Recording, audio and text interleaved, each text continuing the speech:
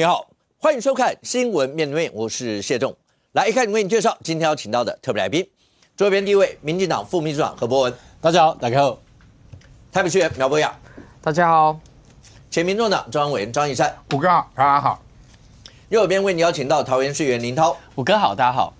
资深媒体人邵逸夫，大家好。立法院罗云顾问三股哥陈柏惟，大家好，三友。好，那当然，对于张文的恐攻事件，那对国内造成的一些的伤害，当然这个很难弥补。那现在大家还在找的，第一个就是到底犯罪动机是什么？当然他最后掉下去，那是畏罪自杀，还是想逃，但是因为失手或怎么掉下去？到底为什么？中间过程当中，包括警队之间的交接，有没有中间的一些空档？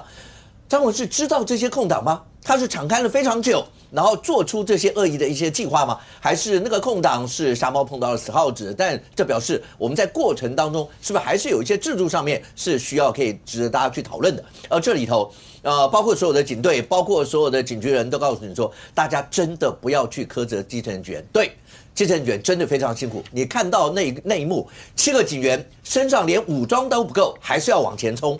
但是大家要讨论的是所有的制度上的事情，包括高层在调度的时候到底是什么样一个状况。好，那这时候当然今天也发生另外一段，张文的父母在今天呢，那除了到宾馆现场以外，他们对社会大众也对了社会大众表达了歉意。同在画面里面，张文的父母有直接下跪，然后说代表张文跟大家说，那真的造成社会很大一些的伤害。当然，你也看到另外一幕，在这整个过程当中，挡下了张文后面更恶毒的一些可能会发生的结果的瑜伽场。他80几岁的母亲知道了这些事情，你可以想象一个老母的泪。那个老母在悲痛的时候，以瑜伽场为荣，同时他也提到另外一件事情，他说他不会怪罪张文的父母。这是在整个社会里面，在这整件事情里面，你看到人性另外一个光辉的一面吧。一个老母的心有多痛，但是他还是讲出了这段话。这整件事情对整个社会显示到底是什么？那个过程到底有多缜密？所有的这一切，好，那我们就来看一下预算。是这里头如果讲起来的话，包括你说在谷歌地图里面，它标记的有标记 S 的，有标记 F 的，有标记所有这一切，他是真的还打算继续干下去吗？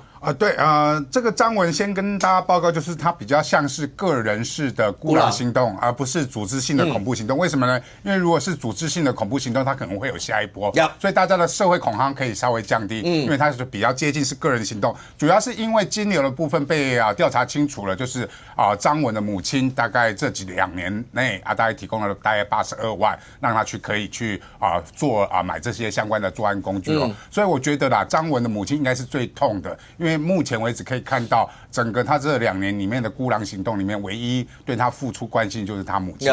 所以为什么说不要怪罪他母亲？就是他是一个社会边缘的人，朋友很少，那里面只有他的房仲跟他的房东，所以表示他的交友情况，包含他的所有相关的社群媒体里面，他的朋友数都非常的少，表示他是一个社会上面的一个边缘人，做出了一个这个所谓的恐怖的孤狼的行动。而这个孤狼行动为什么被怀疑是恐攻的原因，是因为他经过将近1年的缜密的计划，而这个计划呢，他像当兵一样，因为他本来就有当兵的经验，所以他连他的生活情况，为了去规划这个计划的时候，他连整个的生活都像当兵一样，还有时间表，我每天什么时候吃饭，什么时候用餐，什么时候睡觉，什么时候我要去勘察场勘，所以包含时间的规划，包含在空间上面哦。除了这张表，大家都这几天都可以看到这个犯案作案图，它其实在里面，除了这个现场的所谓的第一时间，他在所谓的这个中山站这个台北火车站第二时间在中山站跟这个诚品南西店，其实有第3波跟第4波跟第5波的相关的一个地点的一个规划，而且在 Google Map 里面，它都标注了这些相关的地点，而这些相关地点的路程，它其实都有标示清楚。除了路程跟路程点跟点之间的时间的规划都非常的清楚，所以它将近是1年的时间来做这个相关的规划，包含他作案前1天还去看诚品南西店的6楼的布局，所以才被怀疑说他其实是在规划他的逃生路线，而不是在自杀可能他其实整个过程可以看出他是避免被追捕，而不是要去所谓做制裁的一个动作。所以他是因为可能在最后被警察追捕到极限的时候，他只好跳楼。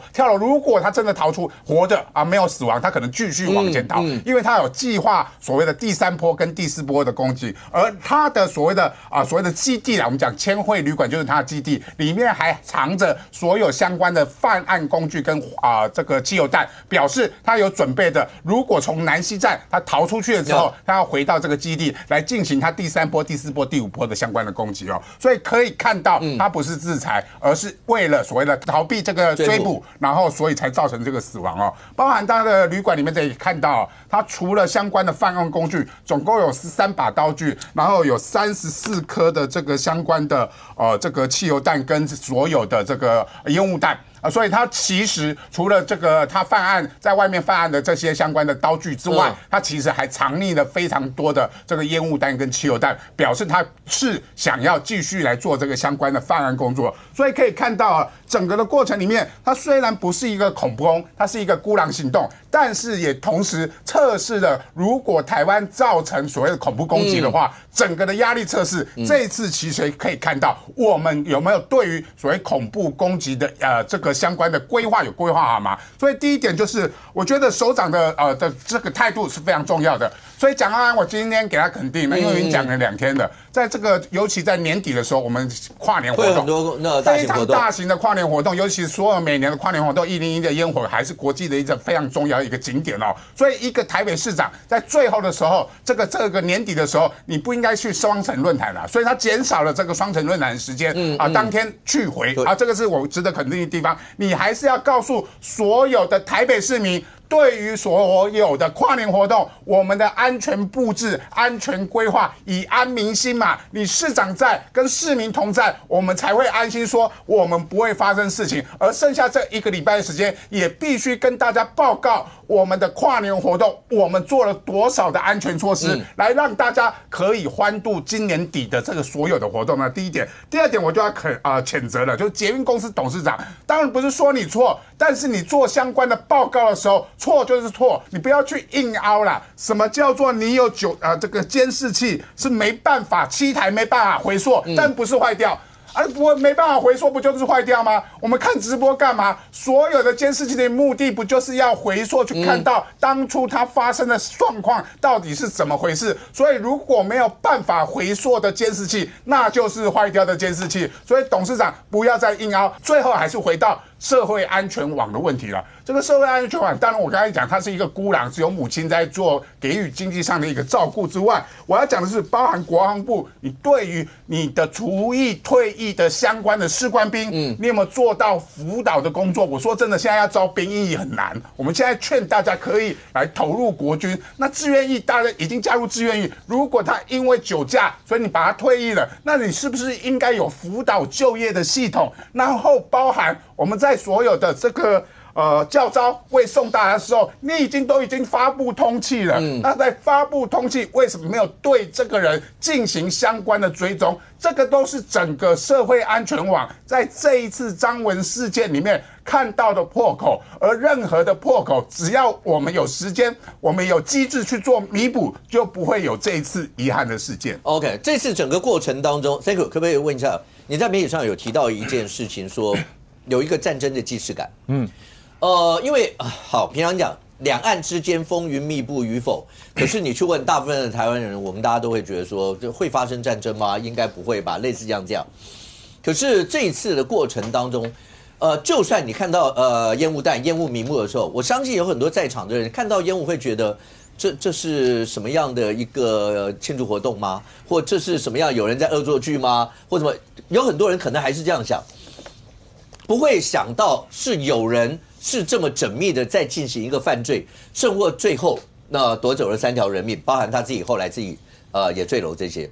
所以这个所谓的战争既视感，跟他中间过程这么缜密的，我们讲5度变装什么一大堆的这些，其实这个根本不需要警方出来跟你讲哦，他中那个火是为了要调虎离山，其实他真的犯，这个想也知道会是这样。可是这些到了事后，我们才知道原来他是这么缜密的在做这些啊。我常讲，恐惧来自于无知与未知哦。你不知道，所以你会害怕嘛？你去鬼屋，你不知道下一个转角会发生什么事，所以你会害怕。你看电影，你不知道下一幕会跑什么出来，所以你会害怕。然后老公半夜没有回家，你不知道他去哪里，所以你会害怕。不要真的啦，真的。所以恐惧来自于无知与未知嘛，哈。那今天这个所谓的恐怖攻击，它的目的当然就是要制造让人家恐惧，这也是第一时间媒体有一些部分媒体有这样子下标。那他有没有你看他的作为，不管是纵火、烟雾弹，然后到最后亮刀，几度变装啊？其实他不只是有生存意识，从现在事后看到的这一些资料看来，包含他的地图的地点，他其实是有想要过多处犯案的。所以有些人，当我们在检讨他第一时间有没有被拦下来，这当然是希望未来可以更好。但是呢，看起来现在是在第3时间拦下来，而如果没有拦下来，他可能会有第5、第7、第9时间。那每一个时间都会有新的不同的人群去遇到它，因为它包含它的变装混入啊，包含它的不同地方使用的不同工具，甚至是多处纵火后，然后才重点施这个算是怎么样去动用这一些烟雾弹啊这些烟雾弹等等的，那就表示他要多处制造恐慌，他是有心思缜密的一个计划。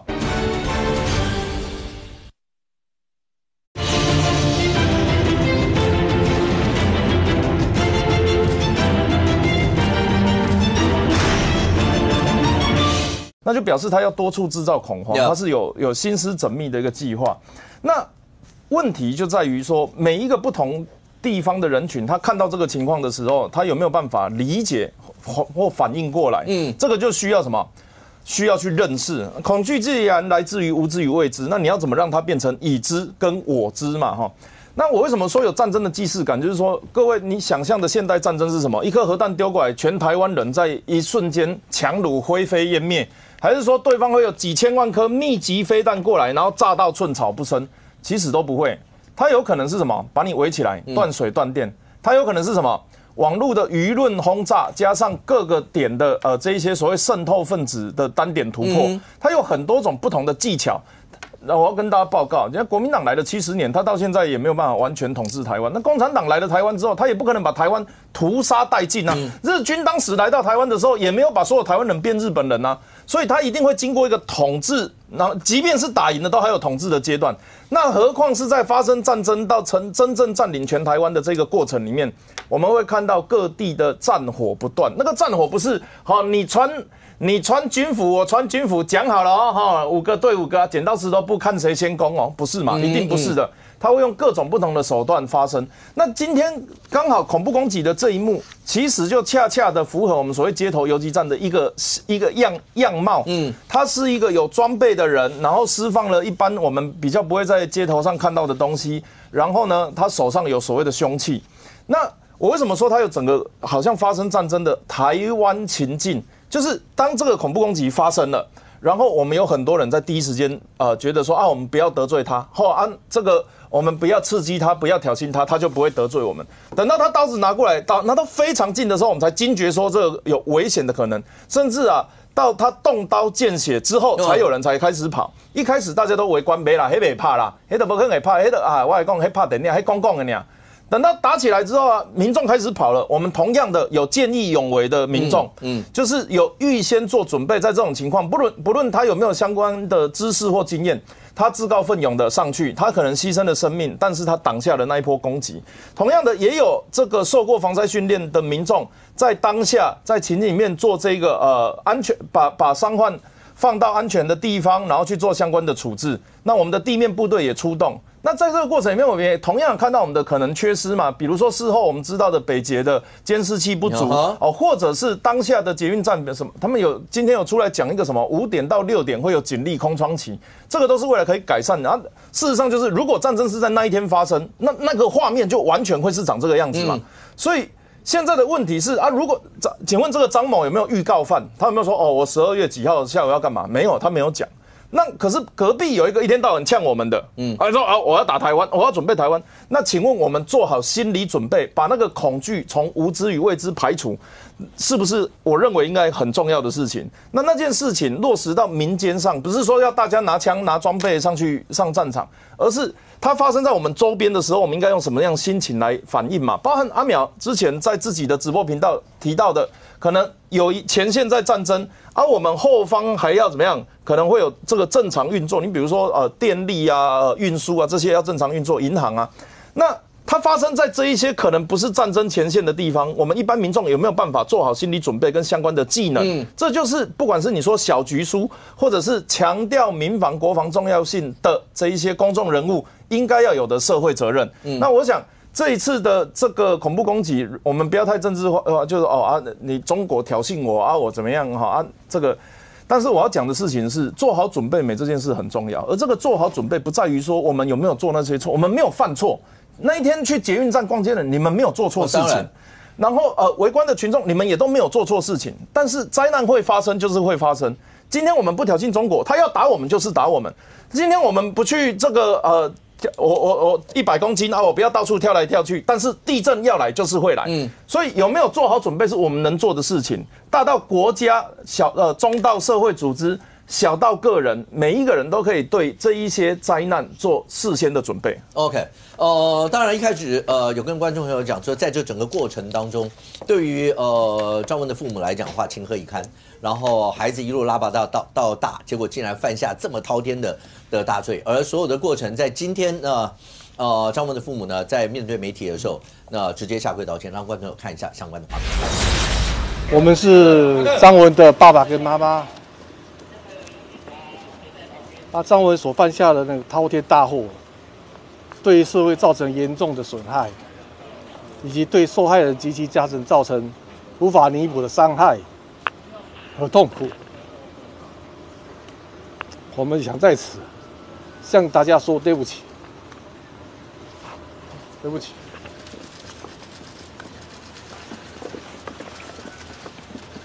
对不起。手机都开好吗？我们大家都不认识他，可是我也没有怨他，我但愿他人也往生了啦，我但愿我们全国世界给他爸爸妈妈有一个安慰。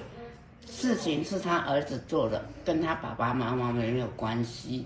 我现在也是祝福他爸爸妈妈身体健康，万事如意，大家全国平安。当然，再多的一些道歉，对于罹难的同胞来讲的话，那对他们的家属来讲，那走的人没有办法再回来。但是对于张文的父母来讲的话，他们想也想不到，为什么孩子会犯下这么样的滔天大罪。整件事情我刚刚一开始就讲，回到那位英雄瑜伽场的母亲，你看到一个80几岁的老母噙着泪水，然后除了还以孩子为荣以外，甚至说出了他不怪罪张文的父母。你知道，这是整件事情你没看到所有的人性在光辉的那面里面讲出来的这一段话，他瑜伽场母亲心有多痛，但他还是讲出了这段话。而这所有的过程里头，好，我就直接请教一下，来林涛、博文，林涛这整件事情大家都说不要政治化，中间过程说，但林涛开始的时候，当然你有发表一些的看法。那这里头后来，像那个王一川他们就直接讲说，为什么像郑丽文跟你会冷血要讲这些？你对这有什么回应吗？基本上我们在第一时间讲的就是说，为什么一个27岁的这个嫌犯，他不管是在这个饭店，然后在旅店，然后他身上有这么多的炸药、烟雾弹，这么多的武器，他的取得是不是应该受到大家的检验？其实就这个角度而已，是一个以治安的角度。那也希望就是说，在这个过程发生的过程中，其实不分朝野的。你不管是刚才来宾讲的，你要 AI 的辨识，你随机攻击未来的演练跟常态化，还是说你民众的这些未来遇到这些紧急攻击事件的反应的举措，应该是透过这一次的随机杀人事件，应该要有一个很清楚的给民众的一个告知。可是我必须要讲这3件事情哦。第一个。我觉得这件事情的后面不能用上帝视角，就是说那时候呢，赶快可以追踪，然后就可以抓到，然后应该就要处理。那我必须说，因为他有纵火，他有烟雾弹，他伪装多次，然后他故意就是用步行跟 U-Bike 的方式，然后1个小时追查到。所以我觉得在警消医护这种面对这种非常复杂的状况，一定要给他们最大的支持。可是中间有没有可以更好或是更进一步的，当然是大家可以提的。那我也觉得说，北捷董事长他讲实际的状况之下，大家也不用给予太大的苛责，因为大家共同来面对这种多型复合式的这种灾害。第二个，这个张文啊，这个嫌犯啊，他7月11号就被地检署通缉。那他犯案一路到12月中间的空窗4到5个月的期间，我的意思是说，那法务部在相关的过程中，能不能有一个全盘的检索？到底哪一些通缉在逃的，我们可不可以去掌握，或是说追踪？那其实今天我听到那个前行政院的这个张启珍先生他讲，他说可不可以有这种犯罪化的预警？那当然，他讲了这个理由，就要后续的刑警局跟诉发部来开发，能不能有相关的预警？这其实应该是未来的嘛。第三个，刚才3Q 哥讲很多全社会防卫韧性的提升，我觉得全社会防卫韧性的提升大家都支持，全部都支持。可是重点是在第一时间的青鸟把它认为是第5纵队，或是可能的陆配。我觉得这很多，所以其实陆委会第一时间出来澄清，那是很正确的说法。为什么他不是陆配，他不是第5纵队，马上要感觉好像战争来的是对岸或任何一个敌对势力派来杀人的？我真的觉得这是过意的。所以我觉得回过头来看哦，其实从我们第一时间讲的治安的角度，民众也很关心治安，到未来大家要怎么做检索，讲到今天，刚才我看到张善政市长发文，确定我们桃园市民于家长先生，他是会受到褒扬令，然后呢，他可以入桃园的忠烈祠，这是一个我们要表彰他英勇的事迹，他挺身而出，他直接为了别人，然后把这个汽油弹，还好其他没有做一个更深入的引爆。那因为于先生的家人住在我们的选区 ，OK， 在过程中我知道他的家人情绪就是没办法平复，我觉得会给家人很大的空间。你看他张市长2次的发言很谨慎，因为其实要尊重家属最大的空间，包括忠烈祠，包括后续的我们的处理。我觉得那个伤痛是一个超乎你可以忍受的，因为他们那个里的里长跟里干事，是我就是及时都有通报，包括他的老母亲的状态，我们其实很及时掌握。我觉得桃园市民、台湾人民会永远记得于先生的，也要铭记他的英勇事迹，告诉大家，台湾社会因为他的英勇挺身而出，而让原本要更多无辜的人受害的，有减损他的伤害程度。所以我们其实对于于家长先生跟他的家属表达最高的敬意。OK。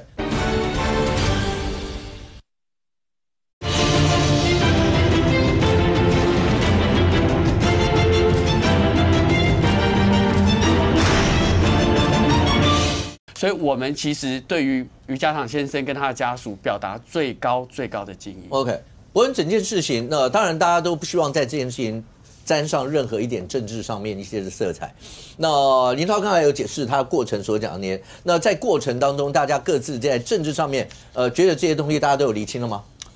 我觉得这是一个真的很不幸的事件哦。那我觉得这过程中，我觉得不要有任何的这个政治语言哦。那我也相信不会有任何一个政治人物会想要去吃这样的政治血馒头。所以我宁可相信说，其实林涛他当时第一时间，我觉得他可能是口快了一点，这样我也认为他应该没有那个想要消费这件事的意义啦，就可能口快了一点，那平常可能有一些政治训练，可能就觉得一时当下的反应，但是我认为。我觉得他解释过后就好了哈，但是我觉得还是回归这个事情的本质的哈。就第一个，我认为我刚刚看到那一幕哈，就是张文他的父母亲哦替他下跪道歉，他讲我心里也是难过的哦。这个跟我看到这个我们那个非常让我们敬佩的英雄哦，这个于先生他80几岁的老母，甚至他还讲说我们要原谅他的父母亲一样。那我在想就是说。你知道我们现在民法哈，其实已经往下修了。以前是20岁要为自己的行为负责，现在是18岁就要为自己的这个事情负责。所以你说一个27岁的人犯下这样的一个滔天大罪，你要一个70、80岁的老母老父去为他的行为负责，我坦白讲，我认为真的是大可不必的哈。那我也相信这个过程之中，你说他妈妈其实你说没有关心，其实3年之内也汇了80几万。我想以他这个已经退休的这样一个年纪，然后这样也算是一笔钱哈。但是我觉得，而且有一点不能拿他妈妈有汇钱给他，回头去感觉上好像因为他犯的一些事情是用这些钱。一个老母汇钱给孩子，对他怎么会知道他去干什么事？我说实话，那当父亲的、当母亲的，你说一个孩子这个样子，很多父母大概这样，那没办法，总是我自己的孩子，他怎么会知道后面发生了这样一些事？当然，你今天看到他父母跪，我还是讲那句话，当然，就算他父母下跪，对于那些罹难的那些就是罹难的那些同胞，他的家属再怎么样，人回不来。真的，可是对他父母来讲又情何以堪？是，那所以我是觉得就是说这个20几岁，这个快他不是20几岁，他其实已经快30了。所以我觉得张文就是为自己的行为要彻底负责。我觉得那个箭头是在张文身上哦。但是我觉得现在社会大众其实为什么会有这种惊恐还没有办法完全消除，正是因为他往下一跳。他一跳，我坦白讲，他到底是畏罪自杀，或者是说啊，他另外这个还有什么想要这个逃生的这个可能，坦白讲，这我不知道。但是我知道他这样一跳，对张文来讲，他好像一了百了。可是对很多事情来讲，没有办法去解释的话，就会变成社会大众内心的一个疑惑。请问一下，伯恩，你刚刚讲的这一段，那有人讲说那个。警方当时在现场追捕的那些员警身上都有密录器，是那个密录器这些公布有没有办法？因为你可能警方到场他已经带下去了，但是不管怎么讲，那些过程，因为只有他们是最后那一段还有可能知道发生了什么事，是有需要公布这些吗？我觉得这个部分要尊重警方他侦办的这个过程，尊重程序哦。这个我坦白讲，我没有办法去智慧这个事情，但是我只是认为说，为什么社会大众会恐慌，就是因为到目前为止他的动机确实不明嘛。这个会让大家觉得很奇怪，因为他的这个作案，这个整个作案计划这个公布之后，发现他设了72个所谓的暗杀代号，然后这暗杀代号有烟雾，也有什么要纵火，72个人，他坦白讲，他过程中他也没有用了几个，他有4次的纵火，相较于他的那个作案计划里面还有很多对啊，那到底那一些是在哪里？那这过程中有没有人协助？有没有人是共犯？这个我们坦白讲还需要一段时间的一个厘清。那社会大众会想说，那到底他的动机是什么？那这个动机是只有他身上有，还是说还在其他人身上？有没有办法把这个动机已经真的找到，然后抽离掉？所以我觉得目前我觉得这个真的还有待警方真的要全力去侦查这个部分。如果没有真的这个很确实厘清的话，我觉得当然大家会恐慌啊。那第二个就是说，我在想，就是说，你看最近这1、2个礼拜，我觉得大家真的不能够放松，尤其是相关的这个治安单位，真的要全力。为什么？因为专家学者在这个发生这个事情的第一时间都说，这个事情在13天左右的时间，都可能会有一些模仿的行为那果不出其然最近这几天我们看到有一些真的很夸张的一些行为不管他是用叫嚣的、恐吓的或者什么，就是有人会有这样的一个状况，甚至会有一些很极端、很异类的，甚至会去崇拜这样的一个状况。所以我觉得，当然这1、2个礼拜我们都要真的要随时要提醒，互相提醒。所以你看，我们坐在捷运包括不止在台北，我甚至这2天我到台中有坐到台中的捷运，台中的捷运也不时的在提醒大家，请留意身旁的人请不要不然大家现在都滑着手机。所以我觉得这个部分恐怕要等到警方要有更进一步才能够厘清。那我觉得制度面的部分真的也要检讨。我绝对相信我们的警察真的很辛苦，我们治安人员真的很辛苦。但是我觉得有一些制度面的东西真的还是要理清。就是说我今天听到的是说，那个捷运警察因为这个5点23分发生事情之后，就是那个捷运站那个烟雾弥漫第一颗烟雾弹丢下去，烟雾弥漫的时候，警方到了快10分钟，捷运警察到了快10分钟才到现场。坦白讲，这一点我们有一点不太能够接受。就说这为什么？那有人说5点到6点刚好是交班的，因为我听那个台北市议会的这个议员在讲，就是说5点到6点刚好是交接班的时刻。你怎么会在人潮最密集的时候是交接班的时刻？这到底发生什么事情？好，那另外，我们那一天看到那个有几位警察冲上去，就是刚刚你讲的那个场景那些警察坦白讲也非常勇敢，而且很多他们是第一时间，有些下班来不及领装备就上去，但是确实会让我们觉得说，哇，那这些员警其实第一时间他们也陷入危险之中。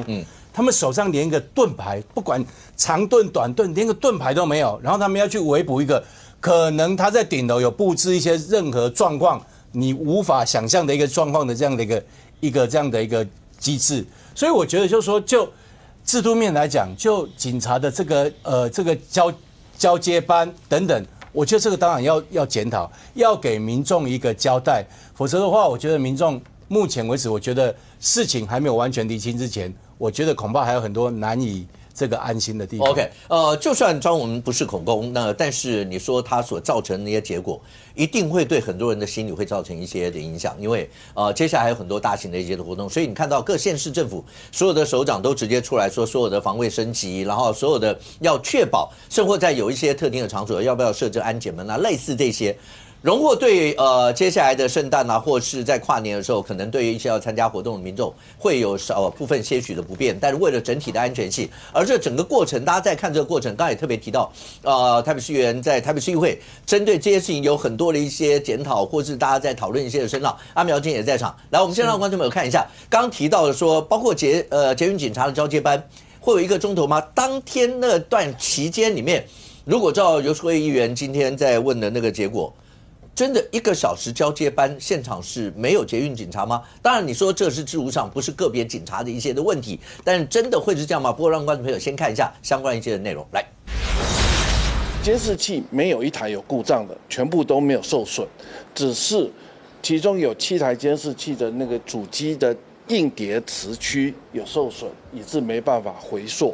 但是同一个地区的其他的12台监视器的主机都没有受到影响，也都可以回溯，也足以来追溯这个嫌犯在那一个路径。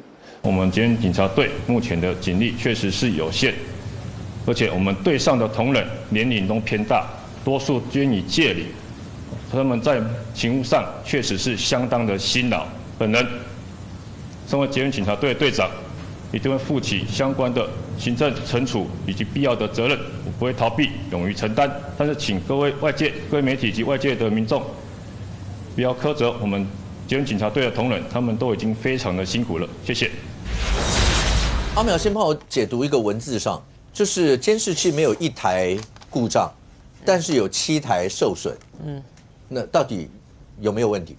我觉得这件事情一直到现在为止，我最不能接受就是为什么一直让一些小官上第一线。这个从事发的隔天的所长出来哽咽受访，然后现在又是捷运警察队队长出来说承担一切责任，这太过分了啊！台北市政府的大官、捷运公司的大官，你们为什么让这些小官上前线承担第一线炮火啊？我在这边要讲哈，其实。因为昨天下午我们议会交通委员会有个专案报告，所以我们手上呢有一个初步的他们整理的时间序。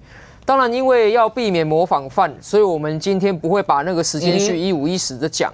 但是我们盘点那个时间序之后，其实个别的警察单位他们赶抵犯案现场的时间，大致上来说是没有延误的。真正延误的其实是不同警察单位彼此之间横向联系，根本乱无章法。我讲一个他这个暴徒犯罪多阶段嘛，第一阶段是下午3点48分，先在中山分局的辖区林森北路纵火，好，3点48分了。接下来他跑回到他的租屋处，变成在中正区4点53分把租屋处纵火 ，OK， 中间过了65分钟嘛。那在这2处分别纵火的时候，其实中山分局跟中正1分局他们获报之后赶抵现场的速度没有问题，但是呢，接下来。他回租屋处不是又变装嘛？变装之后呢，他跑到台北车站里面去。他在 M7 放烟雾弹的时候呢，是从5点23分开始，烟雾弹的攻击。当时呢，北车直接火灾的警报响起来。从他中山分局林森北纵火，一直到他 M7 放烟雾弹，中间过了95分。在这95分当中，捷运警察队。不会知道林森北路的纵火案，当然。然后呢，中正区他的租屋处纵火，他也不知道下午在林森北路也有纵火。也就是说，3个单位，中山分局、中正1分局跟捷运警察队，还有铁路警察，因为北车也算是铁路警察嘛。这4个警察单位当中，没有任何人知道说其他邻近的辖区发生什么重大事件。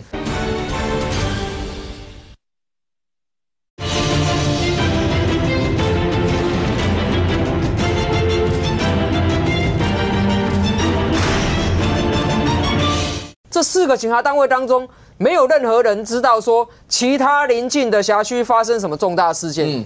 在这95分钟之内是互相不知道的哦。接下来这个暴徒啊，他逃入了中山地下街嘛，然后到5点34分的时候呢，他就从中山地下街的R2出到地面。那时候到捷运中山站，他跑去一个旅馆里面去做换装。接下来他已经在北车释放烟雾弹结束之后。到了5点41分的时候，中山分局下午3点多的纵火案，他锁定嫌犯身份了。5点41分的时候，但是中山分局他办他的纵火案，在他旁边的中正一，在他旁边的捷运警察队，在他旁边的铁路警察，完全不知道有这个纵火犯的存在的时候，中山分局锁定纵火身份，他们也不知道跟谁讲，因为没有觉得说要讲啊。直到什么时候？直到下午6点11分。电视上开始出现，网络上开始出现新闻哦，是新闻哦，不是警察局内部自己内网发的消息哦。中山分局的侦查队长看到新闻，他觉得新闻里面描述 M7 烟雾弹凶手的特征，跟他们下午办的那个纵火犯特征有像。接着在6点18分的时候啊，中山的侦查队长赖中正一的侦查队长赖哦。赖他说：“我这个纵火犯好像跟你们那个 M7 那个烟雾弹，应该是很可能同一个人。”从下午的5点48分林森北路纵火案，一直到下午的6点18分，下午6点18分，整整150分钟的时间，每一个基层警察都很尽力，获报立刻赶抵现场，可是横向联系完全没有。150分钟的时间，这些分局、这些警察队之间。彼此根本不知道在追是同一个人，这个很可惜啊，因为一般我们的构想是说1+1+1要大于3嘛，要发挥这个中整的力量嘛。可是现在台北车站跟它周遭有2个分局，再加上捷运警察队，再加上铁路警察，1+1+1+1竟然小于4啦。那为什么会这样？因为我们在这么长的时间里面，这些所谓的横向联系啊，几乎都是断线的嘛，只能靠个别的侦查队长他机警，他想到特征相似，然后彼此之间再用赖。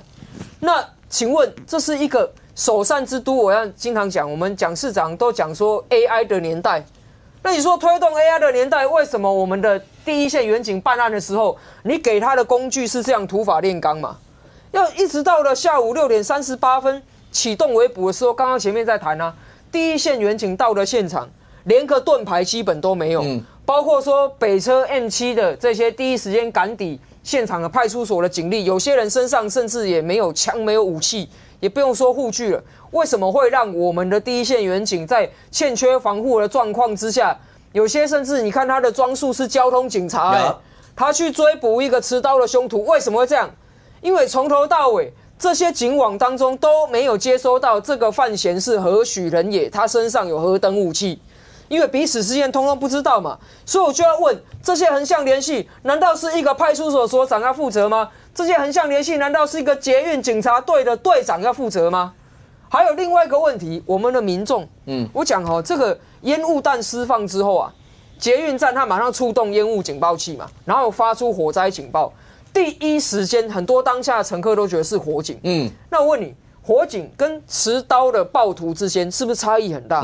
因为你火警，你只要逃避浓烟，你要逃生嘛。可是持刀的暴徒的话，你要防范攻击嘛。但是在赶抵现场的警察，他不知道凶嫌有刀因为也浓烟密布，报案的民众也没看到。但他赶抵的时候，他发现现场已经有人倒卧血泊当中的时候。在那一段时间里面，台北车站的民众还是认为这是火警，因为现场没有任何广播告诉他们，其实事情的真相是什么，也没有人任何去指引说遇到这个事情到底应该要怎么做。那一直到什么？到后来这个嫌犯他逃逸嘛，然后他换装这些等等的嘛，周遭的民众是完全不知道现在有一个逃逸的暴徒。那我觉得这件事情要不要检讨？他说为什么细胞简讯没发？因为细胞简讯不是自动发啊，要有人说报了这个情资之后，要有人去发嘛。那可是在这过程当中，你看连旁边的几个分局都不知道彼此之间发生什么事，更不用说这个细胞简讯，根本没有人想到要去启动这个。所以我说这件事情，要不要检讨？当然不是检讨基层员警啊，是检讨这整个机制啊。为什么我们每一次捷运站每年都有演练？捷运站每年都有演练，但是每年的演练都是一个剧本。剧本下去之后呢，大家呢照本宣科，照走过场。反恐有没有演练？反恐演练，反恐都是个剧本嘛。那问题是遇到这个暴徒，他不是照你剧本走的时候，整个的指挥这一次对不起，我必须坦言，这一次根本没有一个真正立即的指挥体系的介入。阿苗，可不可以请问一下，那个媒体上讲说，游淑慧议员今天在问那个过程，说5点到6点的时候是交班，所以在那个因为那个时间序，如果照刚刚那样讲的话，说当一启动以后，2分钟站长到了，但是捷运警察因为那是交班期，所以那个现场是没有警察。然后等到9分钟左右，就你刚刚讲大概快10分钟，捷运警察理论上捷运警察应该是最快的，理论上，所以真的是有1个钟头。因为为什么要问这个？是我不知道张贤是心思缜密到，你想想他连逃亡的路线去场勘过好几次，他会不会在现场也场勘过好几次？他去算那个时间。是不是这段期间刚好是有一个空窗期，会对于他这个犯罪有利？不知道，因为这要等警方把整个解密，还是他瞎猫碰到死耗，他刚好碰到那段时间，刚好是整个警队交班，然后1个钟头左右，刚好是警力空窗。做实验啊，我觉得市府高层到现在都还在自我感觉良好。为什么呢？刚刚讲到捷运警察中间交班为什么会有空窗，还有捷运警察为什么10分钟赶抵现场问题。其实这是长期问题，因为捷运警察队的编制只有140余人，那要轮班嘛，所以一个班啊只有80余人。那大家计算机按一下，我们全台北的捷运这么多站，请问一站可以配几个人？警察巡逻要双警哦，一组是2个人哦，所以80余人值班只有40余组啊。那请问一站可以配几个人？这个是什么问题？这个不是捷运警察队队长的问题耶。因为员额不是他决定的，预算也不是他决定的，是上面的决定嘛。那这是上面的决定的时候，我在看那个交通委员会里面这个捷运公司的报告啊，他们还有1页哦，是在细数说2014年江子翠案之后，所有改善措施已全部完成，看是不是自我感觉相当良好。今天我看蒋市长，我觉得他有一句话不该讲。他说啊，对于上帝视角的批评，他不予置评。我想现在市民要的不是上帝视角，现在市民要的是市长的视角。你一个市长，你怎么看待这件事情？你觉得现在横向联系够吗？你觉得说现在捷运公司董事长出来讲说监视器没坏，只是不能存档、不能回放，这一句话讲出来，需要什么上帝视角才知道有问题吗？一般路人的视角都知道这个很有问题嘛。你不是说江子翠案之后你改善全数完成，我们预算也都如数的编给你啊。所以我觉得这件事情现在最大的问题点在于说，都推一些小官出来挡，然后呢，这些真的上面该检讨的，变成说啊，请大家不要责怪基层辛苦的人员，就这样稀里糊涂过去了。那我们现在一直在讲，其实我2021年4年前我就质询过捷运遇到持刀暴徒的应变措施了。到现在过了4年，换了2个市长，结果我们应变的 SOP 最后还是变成是说啊，捷运警察队人力不足，所以很抱歉没办法。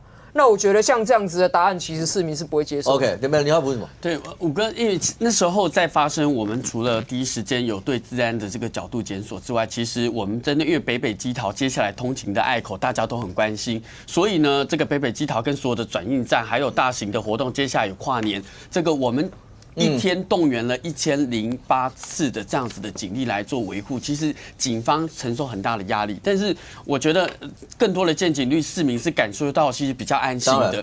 那可是中间刚才当然因为事件不是不能检讨，可是刚才阿淼提到整个事件的检讨里面，我觉得有些事情应该要厘清。第一个呢，警政是一条边，因为内政部的警政署它是警政一条边，你看到每一个县市的警察局在调度是内政部来调度，那当然有没有跟地方县市首长搭配的地方是有，可是呢，他不可能讲说今天台北市自己做警力，不管是北捷的警力跟这个高铁的警力，还有一般的警力是警政署内政部是没有任何刘世芳他可以置身事外。我觉得第一个要厘清的警政一条边，第二个，其实过去一直在提到，不管是地方政府的这些警察加急，或是勤务的加急，或勤务的这些设备的过程中，到现在那笔钱还躺在那。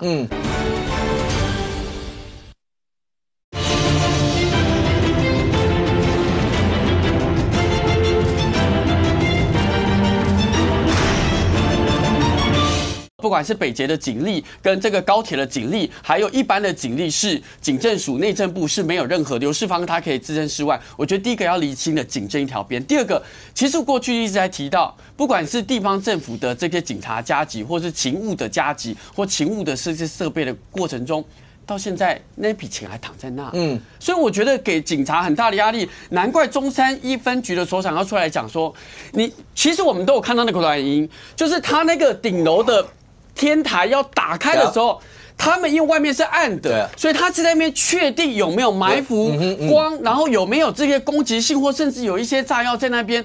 大家其实在这个防弹背心的人在前面，然后后来我们讲有一些确实是有的保全，有的是交通的那种比较简配的部分，可是他这个所长讲了，天天要冲现场，不可能赶快。要快，然后装备要1000%起，因为还不晓得现在事态，然后追踪的过程中，所以我觉得警力在第一线真的已经蛮紧绷的状况下，可以检讨，可是真的要给一点点空间来调整。上空整件事情发生到现在，当然还有一些包括笔电要不要破解，这些当然媒体上报道有碰到一些的难处，因为原厂不答应，那看来只能够就直接硬破解试试看能不能够破得出来嘛？48次方，对嘛？就试试看有没有。所以这些当然有它一些难度，可是整个过程大致上那个脉络大概摸索了出来。那跟他有没有心仪的女子？那为什么今天还要问这个问题？因为他们在调查里面他的人际关系啊，所谓的心仪女子到底是不是女朋友不知道，而且应该是大学时代就认识的。所以就说要约谈这一位女性，基本上并不是因为怀疑她犯罪的嘛，基本上是要从她这边了解张文这一个人的性格，他的性格，他的什么，当然。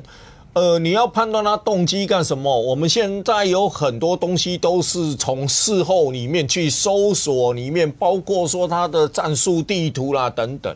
那对这一个人的性格了解，基本上要透过他认识的人去分析他的性格，为什么会导致于他会犯下这个案子啊？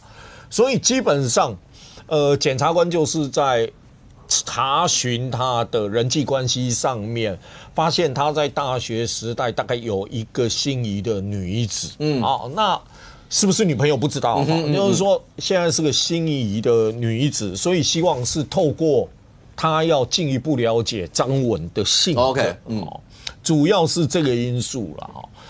当然你现在检警在办案的时候，总是要去厘清他的动机。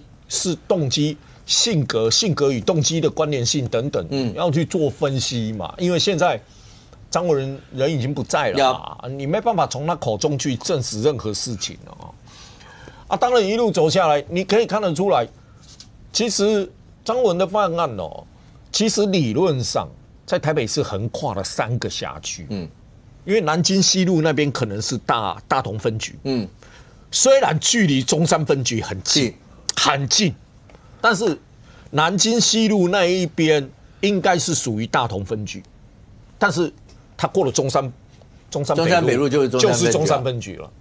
然后 N7 N8， 你从爬上去的出口跑到中正一分局，我比较老我大概要跑30分钟了。年轻一点，博维可能跑15分钟就到。你就说那个距离那个距离所以你就看。可能捷运在地下1楼，我不晓得地上1楼，就北车大中心里面哦，北车的上面知不知道楼下发生什么事？可能楼上的人完全不知道。可能楼上的铁道警察在上面巡逻，可能都不知道底下发生什么事。那怎么会变成这样？而且最讽刺的，他住的地区，中正1分局的辖区叫博爱特区。北车往信义区走，沿路经过监察院、立法院、行政院、警政署。拐个弯过去，台大医院，我们全国最高的医院，教学医院，再往旁边转过去，凯达格兰大道直到总统府。所以北车是个多敏感的地方，而且铁路、捷运、高铁，它多敏感的地方。进行无剧本反恐演练，剧本反恐演练真正发生一招都没有。你能想象吗？完全不能想象不能想象。而我7个监视器都有正常运作，只是不能回溯。当我们看那个电影吧，看电视剧都知道吧，办案的时候回去，把那个影像转回来，我要锁定那个人往哪里。对不起，我没办法回溯。没有回溯的意思就是你没办法录像啦，你解释这么多干嘛？就是我警方到的时候，我要把这支监视器的录影带回溯回去看的时候，对不起，硬碟没有储存，硬碟没有储存，请你看另外3、4支来比对看看抓得到抓不到。那请问你，警察办案的时间是不是被延误？然后讲的轻描淡写，讲的一副轻描淡写。然后再问一句话：你所有监视器现场都没有人看，现场有没有人看？看到往南西成品冲进去的那个警察，你看那个录影带前面，那个应该是警方后面的密录器，因为你有看到警方后面说，他们说有到哦，他是到达底下的时候转过头来跟后面的警察说，旁边的人说。有刀，他们才知道有刀哦。但是一个问题哦，他已经在北捷对那位于先生刀子已经出手了，所以他整个系统到底出什么问题？国安单位应该紧张，我觉得国安单位是该紧张。如果今天是1个人，如果我们今天想象是3个人，那会是什么状况？所以国安单位。不管他是不是组织犯罪，什么国安单位势必要紧张。那尚刚刚讲的这一段是这一次发生的这些事情，当然荣获有很多的地方需要大家去检讨这些。那当然这次一个张文，然后犯下了滔天大祸，然后造成这样一些的结果。那当然大家都不希望还有其他一些事情发生，但是整件事情后面到底真相是什么？他的动机到底是什么？到底是怎么坠下去的？好，这就有待后面警方整体的一些调查。当然，刚才讲出来的这些，在未来我相信势必有很多是大家要在这中间去填补中间像这样的一些漏洞。但是有一个名字你要永远记住，于家常。这个名字你要永远记住，全台湾人要永远记住，在12月19这一天，要不是他英勇的挡下了这一块，后面不知道。如果你再回头去看，如果不是于家常挡下了这一块，张文在他的包括旅馆那里头有9把利刃，里面还有一堆的汽油弹。如果不是于家常挡下来这一块，张文在他自己的战术背心里头有2把利刃，如果照媒体上的报道是你看电影席维斯·史特龙他们用的那一种，你知道现场会造成多大的伤亡？如果不是于家常，这个名字要永远记住他。那刚才林涛讲说，台湾市政府已经同意要入祀桃园忠烈祠。那于妈节哀，那于妈刚才大家镜头上面也看到，她没有怨张文，然后跟大家讲说不要去怪张文的父母，她也以她的孩子为荣。可是未来那怎么样去防范像这样的一些事情，恐怕是大家另外一个课题。可是除了这个以外，国内政治上面，就算你说这件事情，大家不去扯政治，不去扯什么。但是纯政治的事情势必在这里头，那政治永远还在往下跑，众人之事就是这个样。包括国民党7个委员到中国大陆去，然后也引起了国内大家很多的一些讨论。当然，包括像郑丽文主席到东吴大学开讲，跟包括学生或者教授之间，可以用唇枪舌战吗？还是直接用双方之间？因为如果照媒体上面看到的那些的话，确实会有一些的火花。那让大家来看一下相关的内容。来，请问主席，你愿不愿意喊出中华民国是一个主权独立的国家？中华民国是不是一个国家？当然是一个国家，这不需要这样子的去挑衅的问。中华民国跟中华人民共和国虽然互不隶属，但同属一个中国，这就是中华民国宪法白纸黑字的规定。你们就真的在党军购啊？马英九时期是演习的时候是放音响，放音响来演习，然后呢大裁军，军备一直下降。你说马英九8年裁军，是因为他要改成募兵制。那美国也是募兵制啊，大陆也是募兵制啊，难道募兵制就等于不防卫台湾吗？这也太没有大脑了吧。来 ，Thank you。两个，第一个，国民党7个委员在周末的时候到中国大陆去，为什么会引起大家这么热烈这样的一些讨论？你自己的看法怎么样？第二个，我只能说郑丽文主席在面对群众这所有的他的风格，跟国民党以前的主席比较不像。所以那个什么这么挑衅的提问没大脑，所有这些全部还有你是三明治的什么忠实读者，类似像这些。中国是一党专政嘛，所以他们的国家里面没有办法在交流中置脱于政治之外。所以我们形容这叫做统战。你也可以看到，在这几位立委去到厦门、台商的这个相关会议组织的时候啊。那主席在上面就讲要促进两岸祖国统一，反对台独，要保持国土完整等等的。那你可以想象嘛，它不是一个民主的过程，它就是只有这些人就认同这个理念的人，他才能够参加的。但不是他们这个组织这样啊，整个中国都这样啊。我换个方式讲，如果在台湾，一间八公阿庙办头家找你这个土地公生。办了注意致辞的时候，歹势，阮这无欢迎中国人，请国民党的民意代表出来。那个庙会不会明天开始就又督他预算啊，又泼他什么绿卫兵啊，又开始讲什么独裁庙啊？一定会嘛？为什么他们在中国可以这样子做，在台湾不行？原因很简单，这个就是政治影响交流。好，这第一个，所以这是有政治目的的。那第二个，装疯卖傻嘛。你如果今天是公开的，说去中国。我去中国带多少钱回来，带多少农产品，带干嘛的？然后你至少有人喜欢经济大于意识形态或者是统独议题的，那让选票市场决定，不是偷偷摸摸去到机场被那个升差舱的那个礼品看到这立委立委经过然后记者去问说，王委员、王大人你最大，你要去哪里？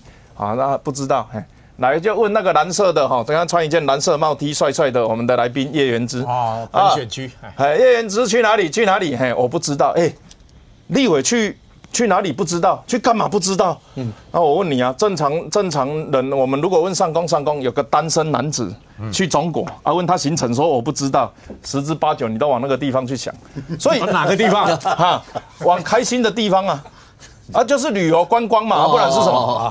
因为他不知道他的行程嘛，所以我们会很自然的觉得他是去观光的嘛。结果一去又是政治行程，那就不对了。我们的立委可以不告诉我们他们去参加政治行程吗？那以后如果有什么密会的会谈呢？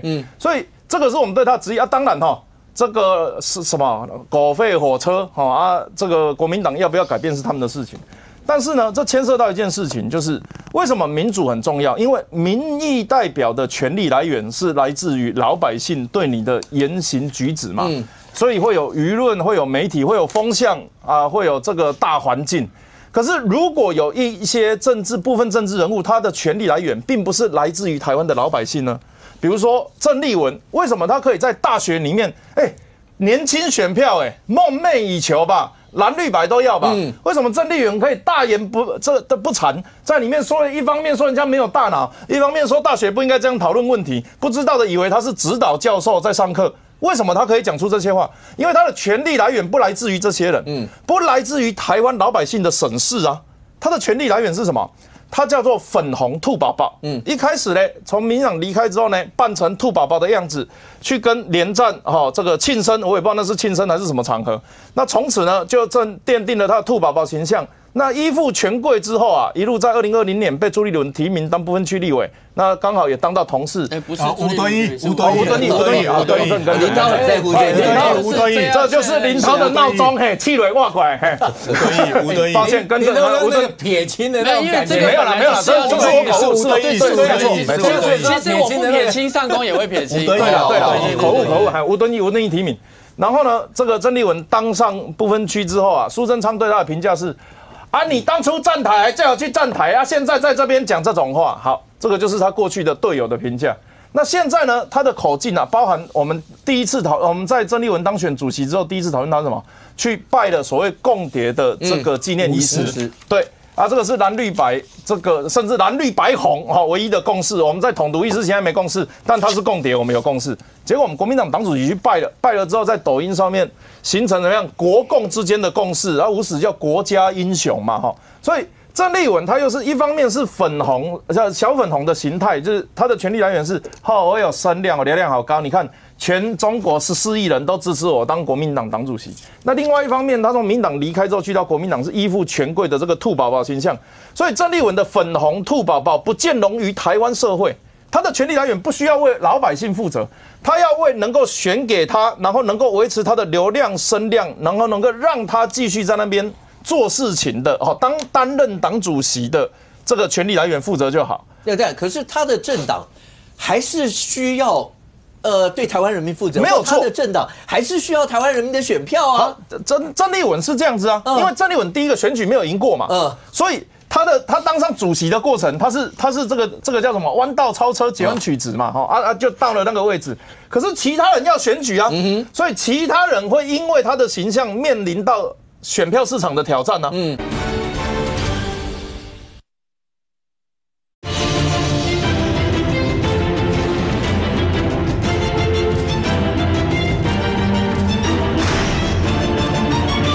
可是他的政党还是需要对台湾人民负责，没有错。他的政党还是需要台湾人民的选票啊。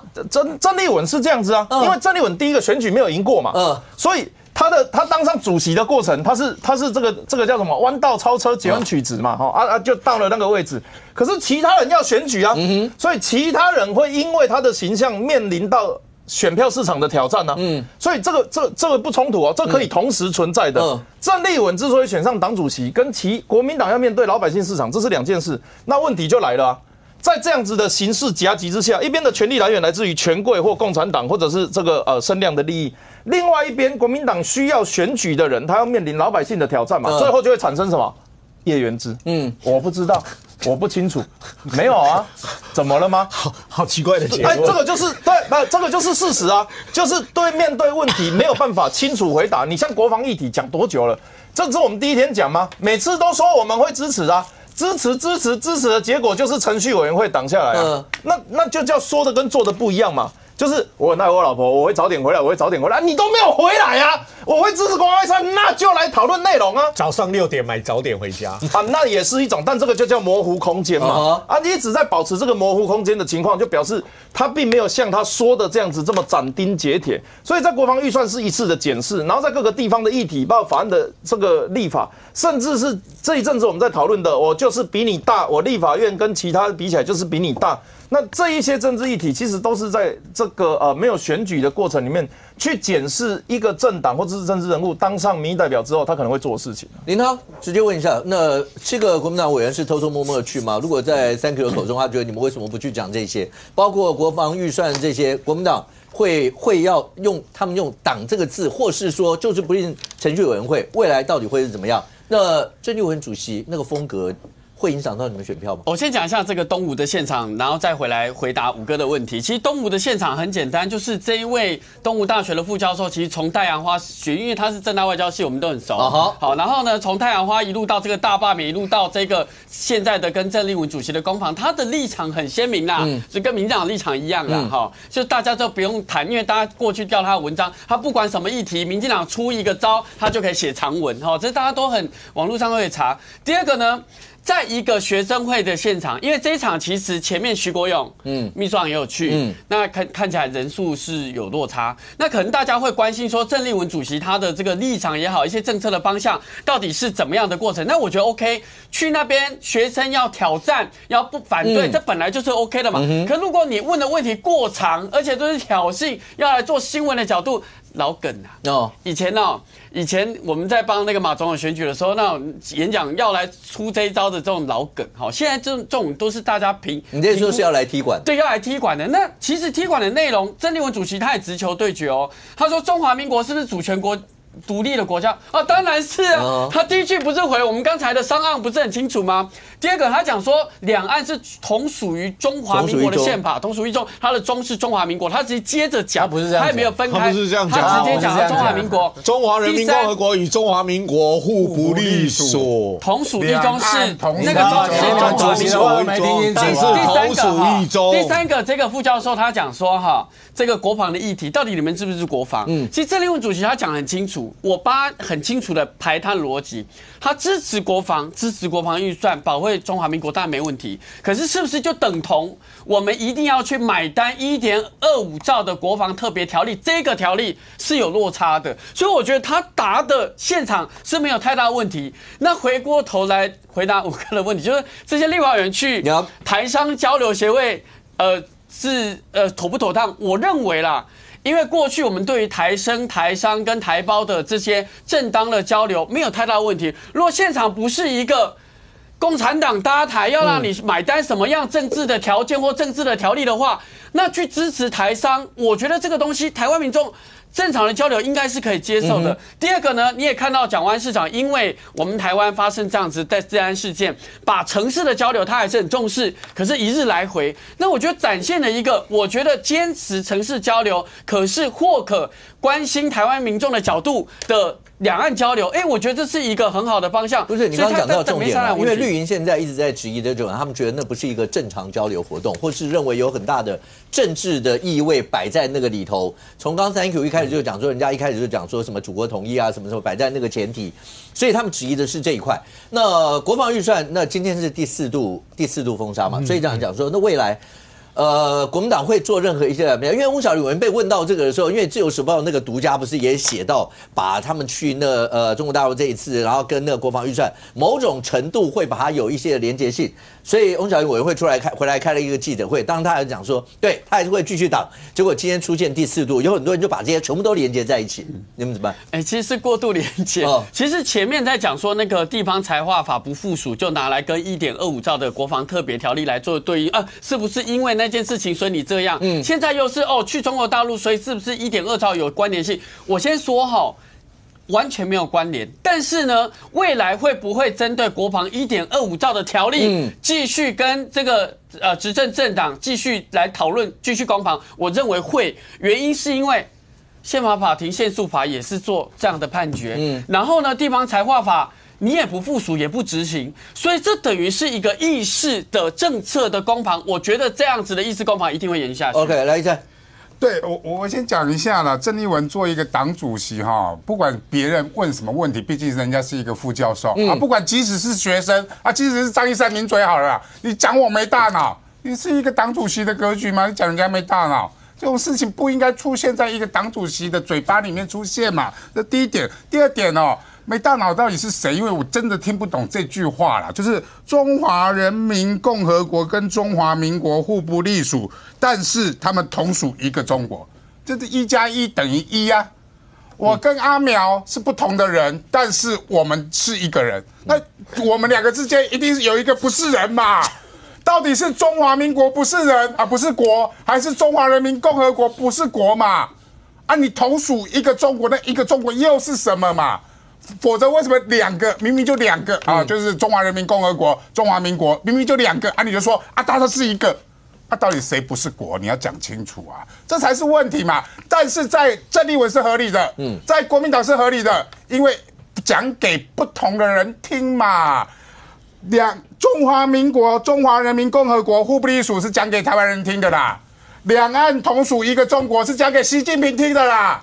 所以才被他们何一怒讲说啊，你那边去中国讲一套，回台湾讲一套，骗台湾人也骗中国人，这你们自己的中常委、自己的退党的中常委自己能生气，自己讲的啊，没错啊，这个就标准国民党现在的战略嘛。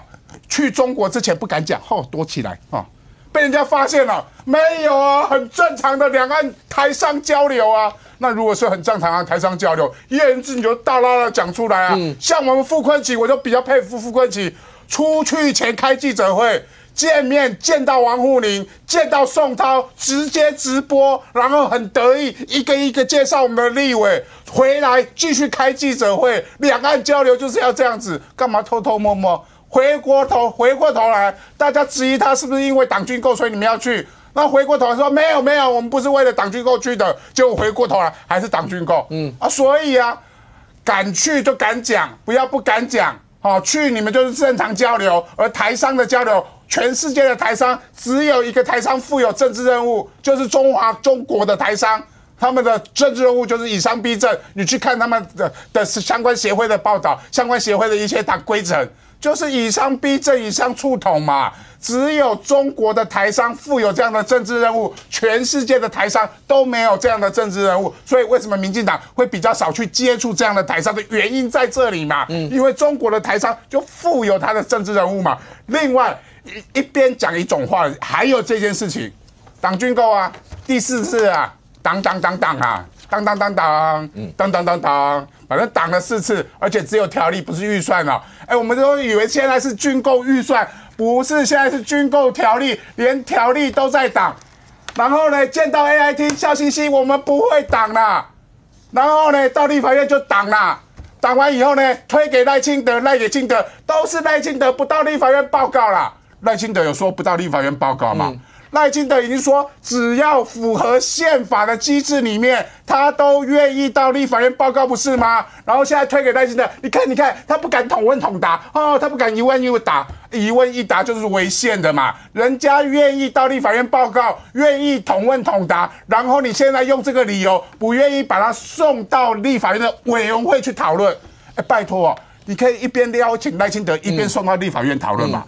现在才是条例而已，连复委都不会，还没复委。复委之后还有2读、3读，复委是2、3读完之后还有预算，预算还有复委2、3读，哪一个时间点不能邀请赖清德？全部可以赖清德，全部都可以邀请赖清德。结果你们现在对美国人解释说，为什么你们不通过预算？是因为赖清德不到立法院报告，没有这种道理的，两面人。双面鬼，乡民得贵，一边讲一边的话，对美国人说你们没有党预算，在立法院就是在党预算。简短回应第一个刚才一山哥说以商促统其实民进党很多人也跑去中国大陆做生意，然后呢，民进党敢不敢对外讲说所有的台商都是以商促统，我们不赞成这样的行为，然后禁止台商去中国大陆做生意？民进党可以好好思考。第二个呢，其实郑丽文主席那句话，我帮他讲更清楚一点那句话其实是马总统时代的两岸互不承认主权，互不否认治权，就是说各自的治权大家是这个互不否认，可是主权互不承认，应该是这样的意思尚公，你对这意思有不同解读吗？中华人民共和国与中华民国互不隶属，但同属一个中国，这有否定主权跟治权的问题吗？我揣测郑主席的意思。好，那你们就不要揣测，我的讲法不要超译没有，他应该你不要超译郑主席话，都告诉你这2个国家互不隶属了，然后你告诉我不同意你的主权，你不否认主权。上个我是揣测郑主席的意思，我猜他是这个意思。中华人民共和国与中华民国互不隶属，基本上他是肯定2个主权他哪有否定？所以我是揣测两岸互不承认主权，互不否认治权。第三呢，我要讲哦，就是说因为郑主席他现在包括党中央很多跟 AIT 的见面，跟欧洲的代表处见面，我觉得这是台湾人民希望看到的方向。所以我也希望，因为越来越接近2026很多选举的压力，这才是亲美有日可鹭，应该才是国民党应该走的方向。那个一个党主席要到这个学校去演讲哦，人家邀请你，你可以去，也可以不去。好，但是最让人家没有办法接受，就是说你去了，台下坐那么多的这个学生、师长、教授，人家问你问题，然后你没有办法回答，或者你回答不出来，或回答得很烂，你就骂人家没有大脑，不然你就说这个人是太阳花的，这个是青鸟。坦白讲，我真的觉得很没品哦。我坦白讲，你今天愿意去那边，你接受人家的这个邀请，你去那边，你就要接受这样的挑战啊。你管那个教授他过去参加太阳花又怎么样？我就是东吴大学副教授，他有骗你吗？他过去就算是青鸟又如何？请问青鸟犯法吗？参加太阳花又怎么样？所以我觉得这根本毫无逻辑。国民党很会用这种没有逻辑的事情，然后把它混在一起，然后感觉听起来好像对，是根本就鬼扯。第二个，我觉得很简单嘛，你今天这个任何民众，你要到这个中国去经商，两岸的这个经商交流，我从来一句话就是。你要注意那边的风险，那民间的交流我们都尊重啊，合乎法规我们都尊重。但是现在在立法院会期，7个立委在立法院会期，然后跑过去，你知道我们总预算到现在已经到年底了哦，这些立委不务正业，到现在总预算连复委都没有复委哦。今天已经几号了？已经到年底了。照理讲，在今年年底前总预算要审查通过，结果到现在连复委都没有复委，连讨论都没有讨论，总预算连审查都不审查。然后呢，他跑到这个中国去。好，那大家都知道，过去这个坦白讲，这也是常事，也不用讲嘛。中国就是这个以商促统，以商为政，这个本来就是过去台企联，他也毫不避讳啊。台企联就是我国台办项下的一个组织嘛，他也从来不避讳说，不是，这不是我们统战组织，他就告诉你，台企联就是我们的组织。更何况啊，台企联项下这个厦门台商会，我念一段这个厦门台商会这个会长啊，叫。韩银焕他的一段话，他说：两岸要融合，国家要统一，我们要跟紧国家战略，我们要坚守民族大义，我们要维护国家统一与领土完整。可以啊，你去参加，你该抗议啊，你说你不应该接受讲这样话啊，你应该说我们不认同啊，不是这样子吗？我请问你，韩银焕在那边讲说跟紧国家战略，请问跟紧哪一个国家的战略？绝对不会是中华民国吧？是中华人民共和国的战略吧？跟紧中华人民共和国的战略，然后维护国家统一跟领土完整。你这样子唱和他的话，参加这样的组织，接受这样的统战，请问我们难道都不能够去质疑你吗？如果说真的心里坦荡荡，很简单嘛，就立法院，你看这个立法委员每天看那么多国家机密，审查预算权力这么大。你到中国去，中国对我们虎视眈眈，天天就战机绕什么，天天说要打台湾。总之你要过去中国，你至少报备一下吧。相关的国安法令，他们到现在挡。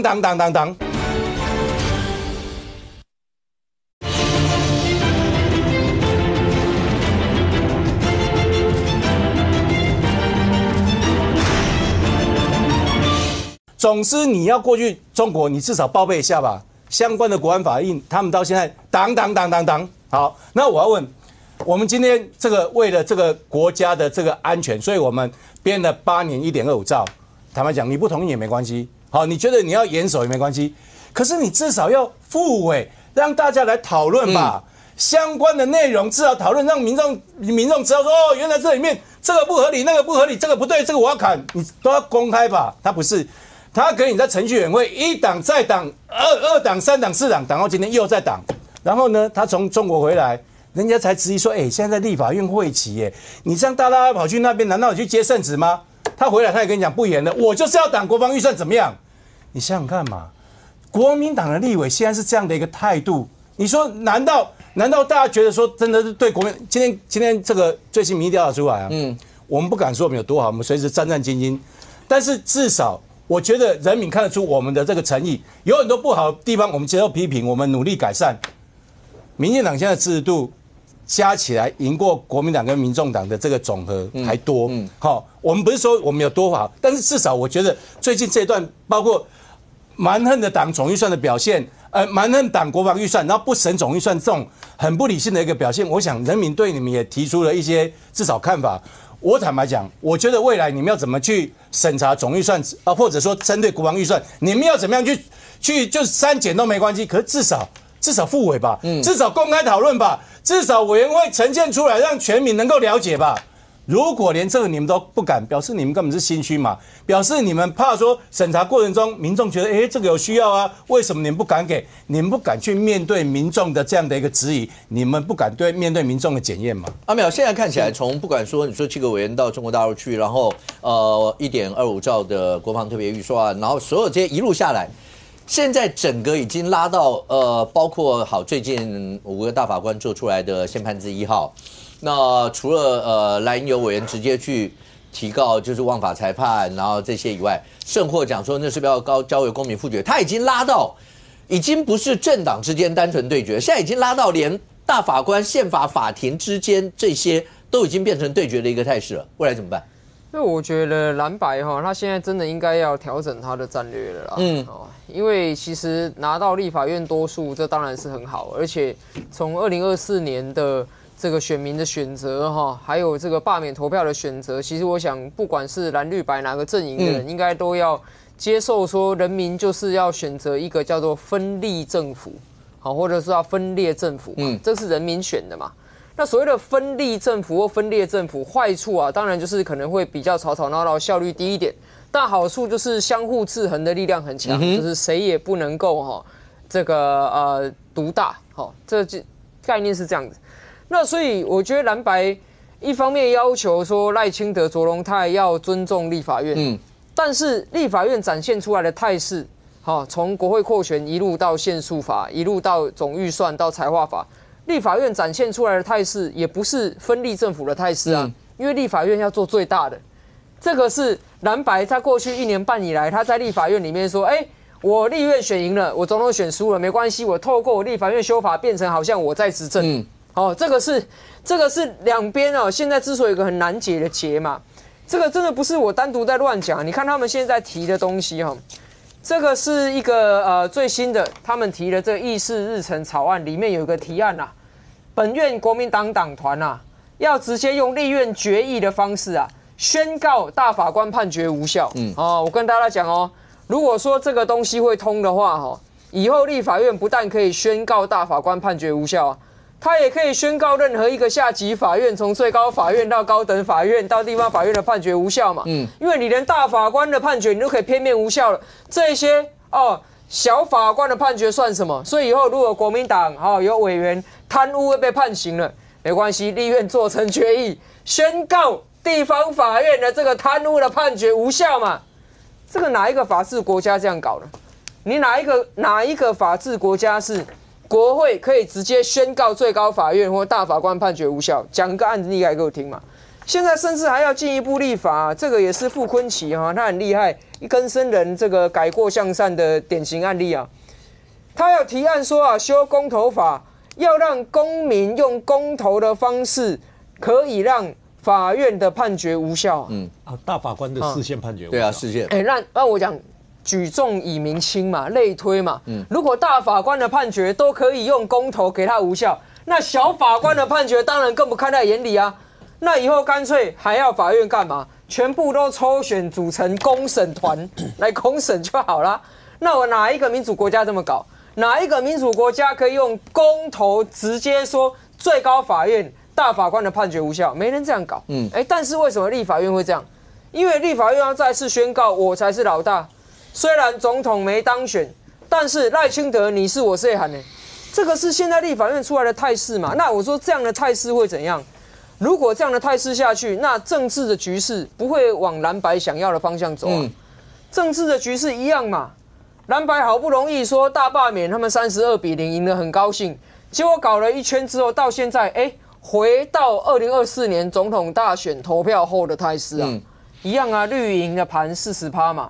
然后蓝加白，现在看起来还微小于绿，一点点小于绿呢，这是最新的民调所以我说，其实对于民进党来讲，其实赖清德最怕什么？赖清德最怕蓝白都真的推一些福国利民的法案，这个是赖清德最威胁感最强的嘛，因为蓝白的支持度会涨嘛。可是蓝白现在一直在国会里面推一些非民生相关的，都是一些政治性，好奇怪哦，什么公投要来把判决废弃，然后这个立法院可以把法院的判决废弃这些，那当然赖清德其实乐得看你们这样乱搞啊，因为你这样子搞对我们国家的稳定跟秩序是完全没有帮助嘛，所以郑丽文他去演讲，其实我看赖清德如果有看的话，搞不好还觉得郑丽文表现很好，因为他这样子去表现的话，那赖清德的满意度其实是会回升的。阿苗刚讲嘉欣，他要回什么？对，2个部分回应哦。第一个哦，其实大家对于蓝白有没有在立法院的这个福国利民的政策是有的，地方财划法关于地方的教育社福，然后呢，过去的普发现金也是蓝白联手，然后接下来大家要过的行宪纪念日，就圣诞节的放假，那也是蓝白联手，所以这些东西都是民众关心的法案。第二个我必须讲哈，阿苗在讲说哦，现在这个这是蓝白啊联手啊，这个表决就要让某一些这个法案啊，这个推翻大法官的判决。你要去想一件事情，现在的大法官门槛至少要6位，他5位做判决，他说5大于6，反正差1位而已。你去考高考哈，差1分啦，过了，一定过的，因为以大法官差1席也过啊。及格分数59分啊，你一定及格，因为差1分60分，以大法官是过嘛，所以你可以看得到为什么哈，蔡英文总统自己提出来的大法官蔡中贞，他自己跟着其他2个，包括朱富美大法官等等，是否定现在5位的违宪乱政哦，自己的民进党提名大法官否定自己的大法官，我不知道它里面有各自有什么样的局域，可是你可以看到更夸张的是。因为这3位大法官，他呼应蓝白对于违宪大法庭违宪乱政的主张，所以府院旋即跟蔡中贞有深交的党政高层与其沟通，显然踢到铁板。如果今天上报的独家报道内幕为真，那大法官竟然是可以党政沟通，还试图要沟通大法官说你过了，你过了。而不是尊重宪法法庭的大法官的判定。现在这个国家是怎么样？委内瑞拉吗？委内瑞拉的马杜罗就是这样啊！大法官都是你自己人，然后判定，然后直接违宪，让所有的立法院瘫痪啊！现在台湾要变成这样的国家形态吗？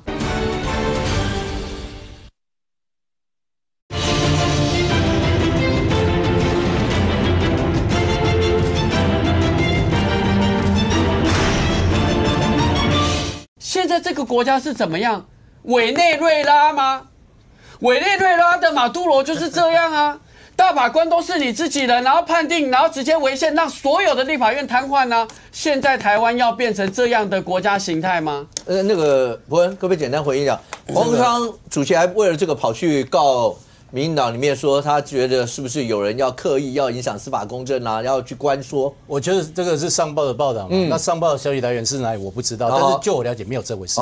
那另外就是说，我们前后大法官已经提了2次，第一次提7位，第二次提7位，总共14位。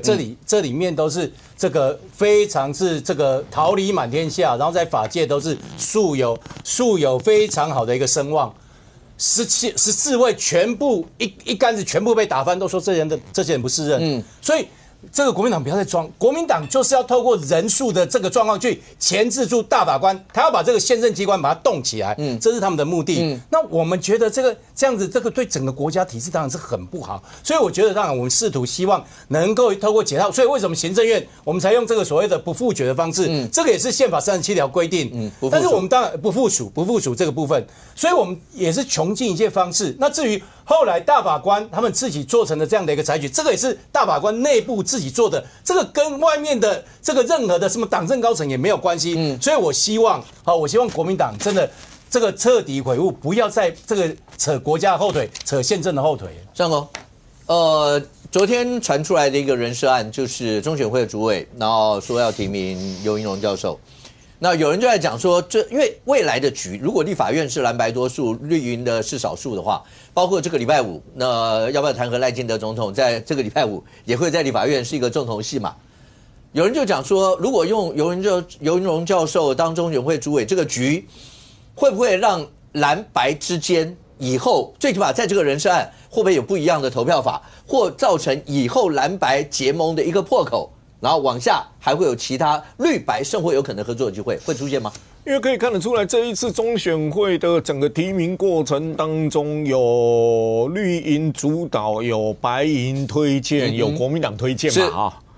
那照这个局势看来，大家妥协一步嘛，但是妥协完了，未来的事就顺畅了吗？那当然不会啊，当然不会啊。所以这个人事案有可能会过，但不代表蓝白的结盟会有破口，因为破口的问题啊，现在问题是你注意看啊，黄国昌说赖清德的弹劾案要到明年5月20号投票，5月20号投票。当然你说宪法里面不信任案，它有规定72小时后48小时内要投票。但是对正副总统的弹劾案或罢免案没有时程限制，没有时程限制，它只有一件事情，就是说，反正你就提案出来嘛，不经讨论送全院委员会审查。当然你说要拖这么久，其实目的只有一个嘛，政治操作嘛，最简单的一件事嘛。我们每天都在倒数黄国昌，你还有几天在立法院？明年2月1号他在不在？他不在啊，他不在立法院，他不在立法院，他还在了，他不在立法院对，他不在立法院啊。那立法院弹劾案什么，关你什么事了？在里面发言什么都关你什么事了？没有，他要搞到520，然后他要去宣讲，他要去干什么？目的是不是很清楚了？为了维持他主席的声量，为了要标榜他反绿打赖的第一品牌，对。然后你说反绿打赖第一品牌，然后因为中选会然后和解，如果中选会能和解，那弹劾案就不应该提了。那他问题是，他人我们推荐的人能拿几个位置拿几个位置，但赖清德我一样不会放你过。这有人说这是绿营的释出的善意啦，或者是那照你这样讲，这个善意释出来也没有用。因为他现在其实限诉那个立法院职权行使法虽然部分是违宪的，但有一条没有违宪。以前宪法机关的人事同意权就等于考试院啊、监察院啊、大法官全体立委1/2。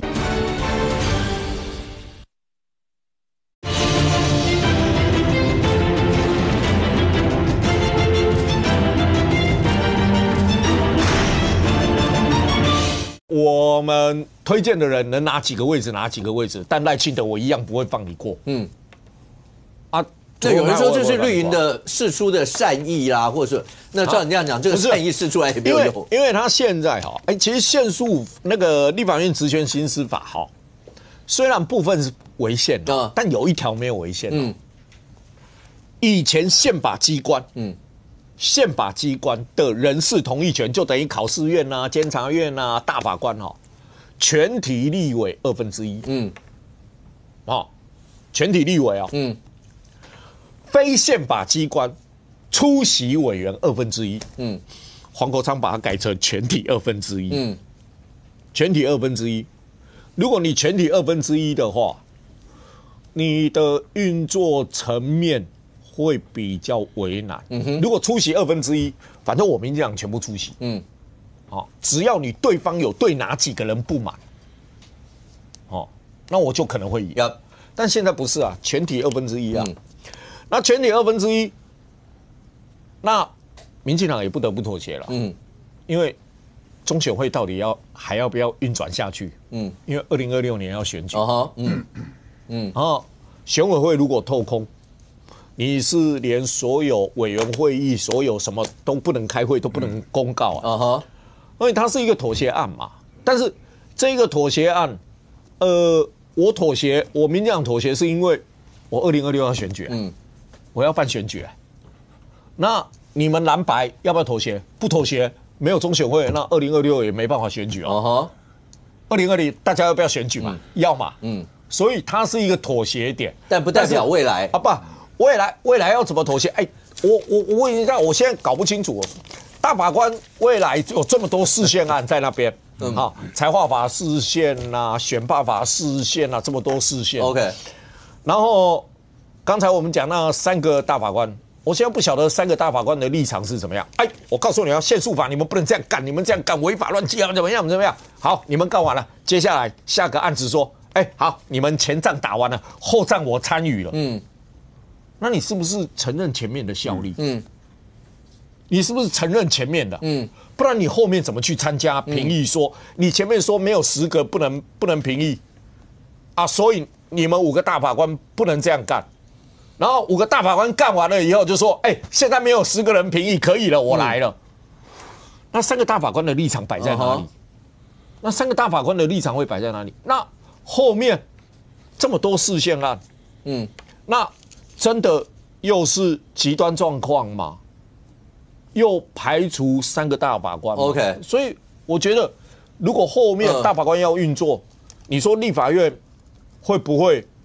对抗大法官，大法官解释，如果有部分违宪是有利于行政院，那你说这整个轮回周转，有可能，绿跟白，白跟蓝放弃合作，然后有一部分会导向绿，然后呢，在这循环里面出现这么大的破口，让过去蓝白所有的合作都破掉了，我不认为。好，所以在未来来讲的话，一个中选会的人事案，如果照尚公公的看法，对于未来是不是绿白会合作，或是国内所谓的蓝白稳固的结盟，大概不会改变这样的一个态势。那但是会出现其他的变数吗？